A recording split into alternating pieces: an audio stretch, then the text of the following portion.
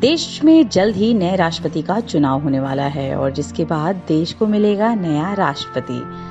आज राष्ट्रपति चुनाव विशेष में आपको राष्ट्रपति से जुड़ी 3 नायाब चीजों के रोचक किस्से बताएंगे। इनमें पहला राष्ट्रपति भवन की भव्यता, दूसरा महामहिम के गार्ड्स और तीसरा उनकी बग्घी का इतिहास। सबसे पहले राष्ट्रपति भवन की अनसनी कहानी पे चलते हैं। राष्ट्रपति भवन नई दिल्ली के जिस इलाके में है उसे रायसीना हिल कहते हैं। रायसीना हिल में भारत सरकार की सबसे अहम इमारतें बनी हैं। इन इमारतों में राष्ट्रपति भवन के अलावा संसद भवन, राजपथ, इंडिया गेट, प्रधानमंत्री ऑफिस और अन्य अहम मंत्रालयों के दफ्तर शामिल हैं। इस इलाके का नाम रायसीना पड़ने का भी एक किस्सा है। 1912 में जब यहाँ अंग्रेजों ने वायसराय हाउस बनाने का फैसला किया तो वहां बसे रायसीना गांव के 300 परिवारों को अंग्रेजों ने लैंड एक्विजिशन एक्ट 1894 के तहत हटा दिया था। इसी के बाद इस जगह का नाम रायसीना हिल पड़ा। इसे हिल इसलिए कहते हैं क्योंकि ये जगह 873 फीट ऊंची है, जो आसपास के इलाकों से 59 फीट ऊंची है। अब आपको बताते हैं देश के राष्ट्रपति भवन की खासियत। इस भवन की भव्यता का अंदाजा इस बात से लगाया जा सकता है कि एरिया के लिहाज से ये दुनिया में किसी भी राष्ट्राध्यक्ष का सबसे बड़ा निवास स्थान है। इस भवन में 340 कमरे, 227 खंबे, 35 बरामदे, 37 फव्वारे, 14 लिफ्ट हैं। राष्ट्रपति भवन की आधिकारिक वेबसाइट के मुताबिक इस भव्य इमारत को बनाने में 70 करोड़ ईंटें और 30 लाख क्यूबिक फीट पत्थरों का इस्तेमाल हुआ था। इसे बनाने में 23,000 मजदूर लगे थे और करीब 1 करोड़ 40 लाख रुपए की लागत आई थी। राष्ट्रपति भवन का पूरा इलाका 330 एकड़ में फैला हुआ है, जिसमें एच शेप में बनी राष्ट्रपति भवन की बिल्डिंग 5 एकड़ में बनी है।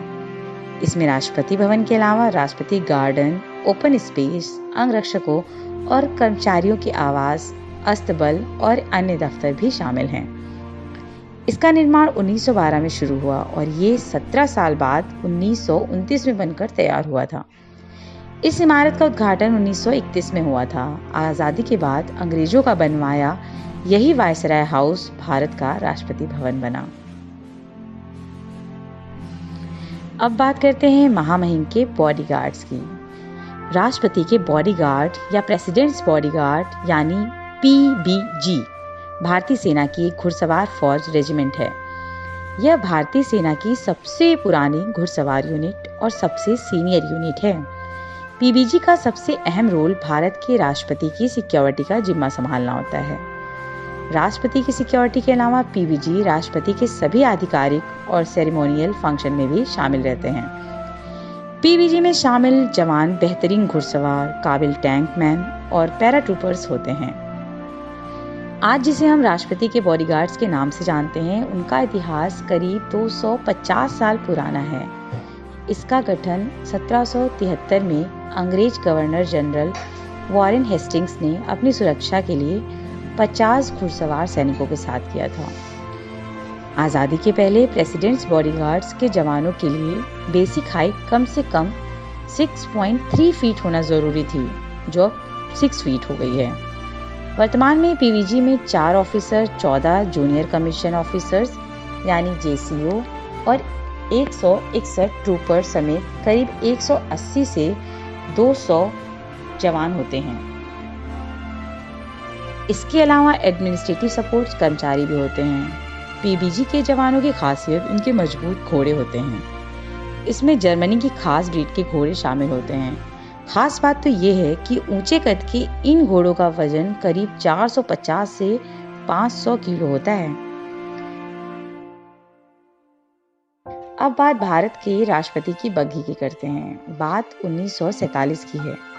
भारत और पाकिस्तान के बीच हर चीज का बंटवारा हो चुका था, लेकिन बात एक बग्घी पर अटक गई। भारत का कहना था कि ये बग्घी हमें चाहिए और पाकिस्तान इस पर अपना दावा ठोक रहा था। आखिरकार इसका फैसला सिक्का उछालकर हुआ। भारत को जीत मिली और सोने की पत लगी ये बग्घी आज भी हमारे राष्ट्रपति की शोभा बढ़ा रही है। सोने की परत चढ़ी घोड़े से खींची जाने वाली ये छोटी गाड़ी यानी बग्घी भारत में ब्रिटिश राज के दौरान वायसराय की थी।